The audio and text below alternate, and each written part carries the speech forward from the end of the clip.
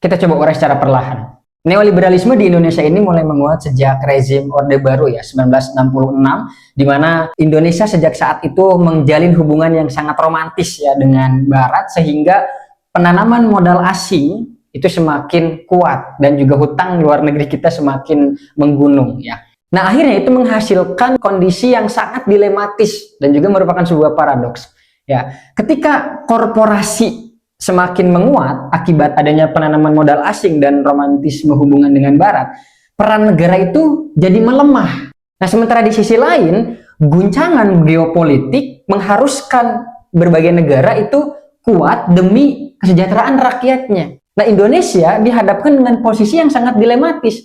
Di satu sisi kita harus memenuhi keinginan korporasi, di sisi lain kita harus mementingkan kesejahteraan rakyat. Nah, sebenarnya tidak sulit juga untuk melihat ke arah mana tendensi atau keberpihakan pemerintah, yakni melalui program. Dari beberapa program yang sudah ataupun belum berjalan, ada Sekolah Garuda, Sekolah Rakyat, EMBG, nah, KDMP, Gentengisasi, Smart TV, dan yang terbaru, amputasi program studi ya, harus sesuai dengan industri, itu semakin menguatkan sebenarnya ke arah mana pemerintah berpihaknya. Nah, tapi saya akan coba fokus dulu di sini. Penghapusan atau penghilangan beberapa program studi yang dinilai tidak relevan dengan dunia industri, sebenarnya bagi saya juga menimbulkan dua pertanyaan. Apakah ini merupakan kapabilitas pemerintah untuk merespon goncangan geopolitik dan juga tekanan dari korporasi? Atau malah sebaliknya, infabilitas atau ketidakmampuan pemerintah dalam pemenuhan lapangan kerja karena sudah terlanjur janji 19 juta. Nah,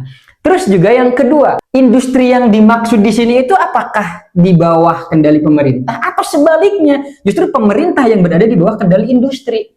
Kalau misalnya industri-industri yang akan dipenuhi ini justru mencengkeram atau mengendalikan pemerintah, maka ya jelas neoliberalismenya semakin kuat. Sehingga ini bukan lagi tentang sistem ekonomi, tapi sudah mengarah kepada sesuatu yang lebih luas dan lebih urgen, yakni mengancam pendidikan Indonesia. Kita lihat aja dari beberapa program yang ada ini, keberpihakannya kemana? Nah, ini juga mengingatkan saya untuk kembali kepada dasar hukum ya di negara Indonesia, yaitu Undang-Undang 1945 dalam pasal 33, itu kalau nggak salah dari ayat 1 sampai 5, teman-teman bisa cek lah nanti.